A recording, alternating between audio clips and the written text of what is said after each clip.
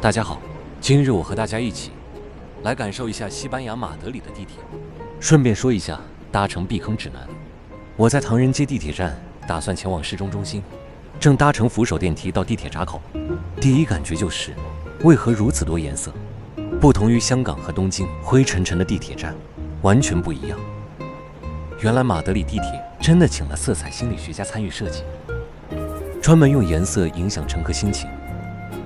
譬如我所在的站，墙身用了饱和度超高的橙色，天花板是鲜蓝色，强烈对比之下，整个空间充满活力。如果上班族早上赶着上班，看到如此鲜明的配色，整个人就精神了，又是精神抖擞的一日。马德里地铁的灯光不但照亮这么简单，设计都很有心思。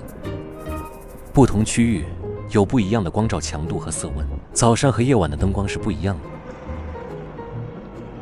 到达闸口，整个地铁感觉很大很干净，好像开不了闸，用信用卡是刷不了。身后有几台自助机，应该就售票机。我走过去看一下，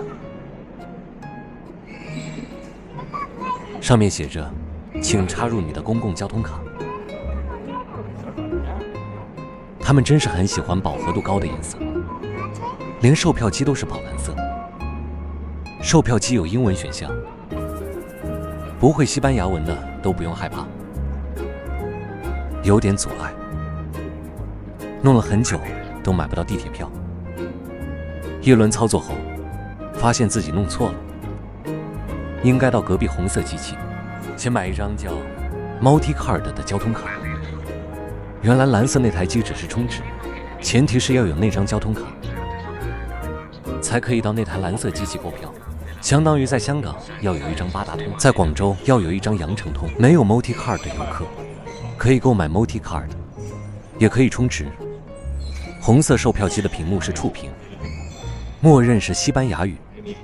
屏幕会问你是否有公交卡、交通卡，如果没有，就点击右边自色框购买交通卡，然后就可以选择车票类型，主要有3种：10次票，每次大约1欧元，多次搭乘的会比较划算。有单次票，选好票种和确认金额后，系统会问你是否需要发票，根据自己需求来挑选即可。到付款界面，会提示你用什么付款方式，现金、信用卡都可以。经过一番小插曲，终于买到地铁票，希望这次可以顺利入闸，有点小紧张。可以了，所以大家来马德里前要做好交通攻略，少避坑。这张就是10欧元买回来的 MultiCard， 记得保留 MultiCard， 下次再来马德里可以继续使用。充值时点选左边，插入已有交通卡，如果想退都可以，会退还押金。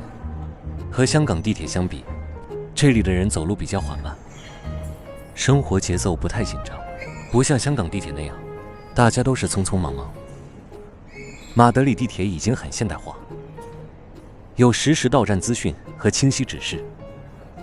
不过由于部分车站比较有历史，如果行动不方便，可以预先查询哪个站有升降机。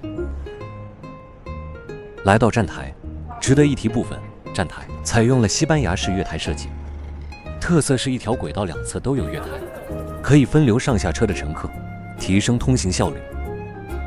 这种设计最初在1913年纽约地铁出现，后来在1930年代巴塞罗那地铁广泛应用，所以被称为西班牙解决方案。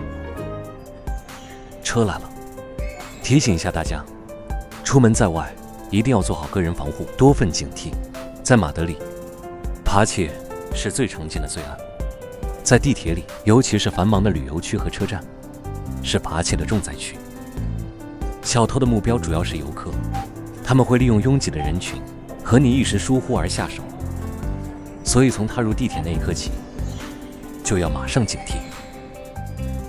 背包放前面，双手捂着包口，很快就到了目的。下车又是眼前一亮，满眼都是颜色鲜艳的色块搭配。我个人真的很喜欢这些鲜艳的色块搭配。其实马德里地铁在在1919年10月17号正式通车，有100年历史，特设古典列车展览，位于 Chelmsford 站，那里展出了多款经典车厢，可以去 Chambry 和 Quattro Caminos， 绝对是地铁迷必去打卡点。时至今日，马德里地铁已经发展成拥有13条主线，超过280个车站的庞大网络，是全球其中一个最繁忙的地铁系统之一。无论是想去市中心观光，还是去周边城镇探索，地铁都能够带你到达。所以大家记得提前做好购票攻略，弄一张 Multi Card 就可以轻松玩进马德里。这次介绍先到这儿，希望我的避坑提示帮到大家。最后提醒一下，红蓝白色标志，上面写着 Metro 就是地铁站，大家记得认住这个标志。